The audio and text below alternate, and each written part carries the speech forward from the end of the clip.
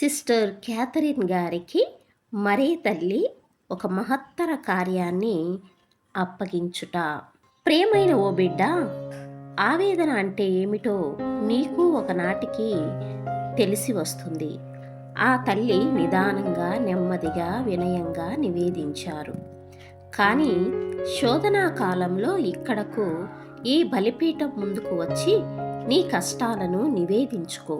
అప్పుడు నీ కష్టాలకు పరిష్కారంగా కావలసిన ఓదార్పును పొందగలుగుతావు. క్యాథరిన్ అమ్మగారు నిశ్శబ్దంగా ఉండిపోయారు. కష్టాల ఈ జీవిత గమనంలో ఏ మజిలీ వద్ద ఎదురు చూస్తున్నాయో అవి. ఆ తల్లి నోట వెలువడిన మాటలు బంగారు మూటలుగా జీవిత పుటల్లో గుప్తంగా దాచుకోవాలి, పదిలంగా ఉంచుకోవాలి. ఇంకను ఆ మరియ తల్లి నోట వెలువడిన తీయని ముత్యాల సరాల్లాంటి అందమైన మాటలు కూడా ఉన్నాయి. ప్రియమైన ఓ బిడ్డ, పరలోకములో ఉండే దేవుడు నీకు ఒక మహత్తరమైన కార్యాన్ని అప్పగించాలనుకుంటున్నారు. ఆ పనిని నిర్విఘ్నంగా, నిరాటంకంగా చేసుకుపోవాలి. ఎన్ని కష్టాలు ఎదురుపడినా ధైర్యంగా ఎదిరించాలి, ఎదుర్కోవాలి. ఆ మహోన్నతమైన దేవుని ఘనతను చాటుకుంటూ, శ్లాఘిస్తూ చేసుకుపోవాలి. అందుకోసమే జీవించాలి. ఈ విషయం మరచిపోకూడదు. దేవుని కోసం జీవిస్తున్నాం అన్న తలంపుకు వీసమంత దూరం కూడా పోకూడదు. అప్పుడు ఆ మంచి దేవుడు సర్వేశ్వరుడు నిన్ను ఏమి అడుగుచున్నాడో, నిన్ను ఏమి చేయమని కోరుకుంటున్నాడో అవగాహనమవుతుంది.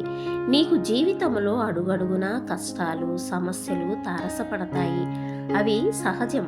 వాటిని భరించాలి, ధైర్యంగా ఎదుర్కోవాలి. ఇది దేవాతి దేవుని ఆజ్ఞగా స్వీకరించి నడుచుకోవాలి. అప్పుడు దేవుడు నిన్ను గుర్తించి ప్రేమిస్తారు.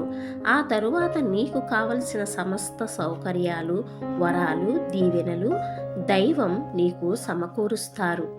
ఇందులో సంశయించవలసింది, అనుమానించవలసింది ఏమీ లేదు.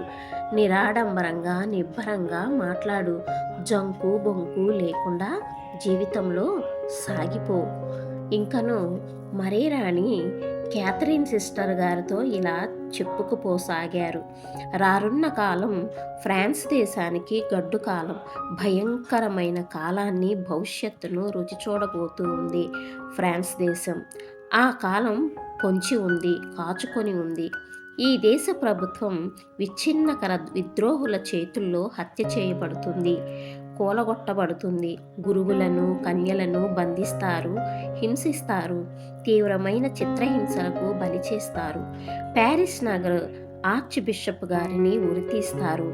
మిషన్ గురువు పుంగవులు కానీ, ధర్మమఠ కన్యలు కానీ ఏ విధమైన భీతి చెందవలసిన పని లేదు. ఎందువలనంటే విన్సెంట్ డి పాల్ గారిచే ఈ 2 సంస్థలు స్థాపించబడినవి కనుక ఇందులోని గురువులకు కానీ, కన్యలకు కానీ ఎల్లప్పుడూ ఆ తల్లి రక్షణ కవచంలా కాపాడుతూ ఉంటుంది. అనేకమైన వరాలను కూడా పొందగలుగుతారు. ఇతరులు సైతం భక్తిభావంతో ఆ తల్లిని పూజించే వారికి సైతం ఆ తల్లి దీవెనలు అందుతాయి అని మరియ రాణి క్యాథరిన్ సిస్టర్తో మాట్లాడారు.